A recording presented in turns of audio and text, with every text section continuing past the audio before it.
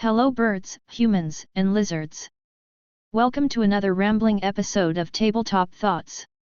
For this week, we delve into the worlds I'm fondest of stealing ideas from. If you've ever had to build a world for your campaign, or even if you are looking to write and need to build the world it plays out in, you've realized that you can't do it all yourself. Well, you can, but it probably wouldn't be all that efficient. Besides, there's a good chance that you've taken the easiest way out by borrowing ideas from other people's work, from history, from mythology, or just from pop culture in general. And that's what we're here for. What are the worlds I habitually steal elements, ideas, or even hooks from and why? Before I start, I do want to give one honorable mention: Star Wars. I don't borrow a lot of ideas from it, but I do tend to steal and adapt the Force from it a lot. Less often, I steal and modify the Jedi, the Sith, and other Force traditions as needed. With that out of the way, on to the rest. Let's get the obvious one out of the way. The real world. Every GM will, at one point or another, deliberately or not, steal something from the real world.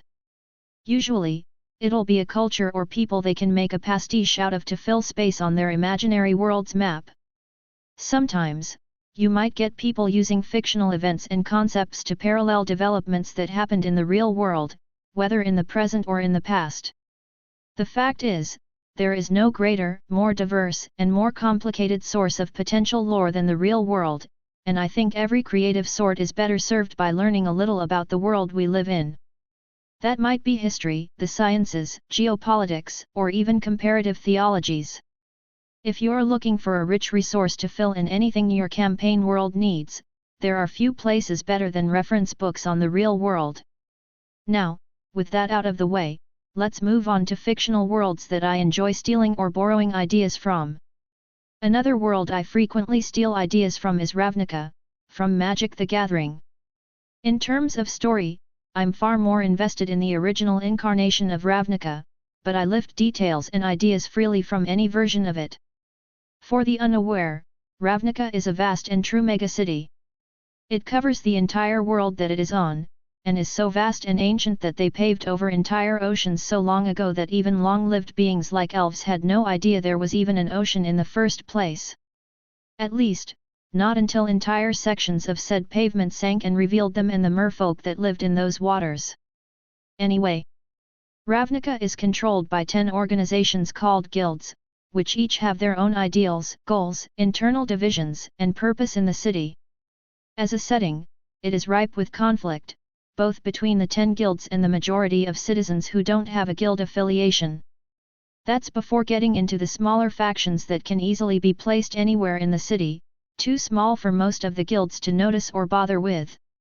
It's also different from the standard fantasy setting in various ways, from the nuanced approach to their goals that the different guilds take to the presence of 2 guilds dedicated to combining magic with mad science to achieve incredible results.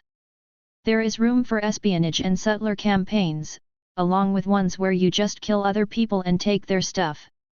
For me, I steal a lot of things from Ravnica. One of my favorites are the guilds themselves. From the Simic Combine, a group of mad evolutionary biologists obsessed with creating superior and adaptive life forms, to House Dimir, a spy network that uses mind magic and memory magic to ensure its agents don't even remember they're working for the guild. The factions of the setting are easily its biggest strength. And by digging into each one and understanding how their color pair influences their behavior and mindset, you get some of the most flexible setting elements ever made. It's also possible to steal smaller ideas from it. Little things like giant plant zombie crocodiles, hybrid shark crab octopus creatures, and debts that take so long to pay off that the contracts stipulate you serving as an undead servant to cover what you owe can all be used or adapted to suit your goals. Another world I am very fond of taking things from is Earth 616, the main timeline of Marvel Comics. This is a vast kitchen sink of ideas, genres, storylines, and characters that is more than enough to provide inspiration for potentially hundreds of campaigns, characters, plot hooks, and locations. As a superhero universe, this is a vast setting where pretty much anything goes. It takes influences from fantasy, science fiction, horror, and even old pulp. You'll find sorcerers that make bargains with eldritch, inconceivable entities from outside reality right alongside people who were given superhuman abilities through genetic mutation, both fighting side by side against an alien warlord hellbent on the annihilation of the material universe because it is a threat to his existence because everything that isn't him is such a threat. And there's all sorts of storylines, big and small, that can be tapped to use in your own campaign. I'm not above stealing storyline concepts, villains, and organizations from the Marvel Universe. Whether it's adapting a Doctor Strange storyline to serve as a campaign hook complete with set-piece bosses and a main villain, or turning a one-issue storyline in Spider-Man comics into an adventure for a session.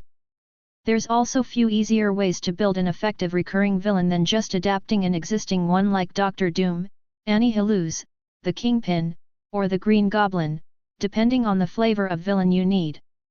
And I can't even begin to count the instances where I drew inspiration from Marvel's Celestials on how to portray deities that aren't quite Lovecraftian but also aren't operating on a scale conceivable by mere mortals. And, of course, I notoriously steal a lot from Final Fantasy. Just to give a concrete example, one of my novellas took heavy inspiration from Final Fantasy VIII at the start, though that was less prominent as time went on. Final Fantasy is a great thing to steal from for long campaigns, because each one is structured to follow that same zero-to-hero arc that a long campaign usually does. Each game in the series is also different, giving you several potential things to mine. You can go for a more techno-fantastic vibe like Final Fantasy VIII has, something more classically medieval like several older titles in the series, or even a hybrid of the two approaches like you can find in the World of Balance from the 6th installment. There are recurring elements, of course, but each game has its own unique details that you can grab for your own purposes, whether it's an object, a place, a character, a subplot, or even just how the story is shaped. I won't deny that Final Fantasy games have had a huge influence on my campaigns and some of the worlds I've designed. Yet somehow I've never really adapted or stolen iconic elements like airships, chocobos, or the excessive use of crystals. Maybe someday I'll do that. Anyway, that has been one more episode of Tabletop Thoughts. I hope this rambling has been of some amusement to you. If you're eager to support me, head to the description, where you will find links to my fiction writing and to my Patreon page. See you next week, ya mooks.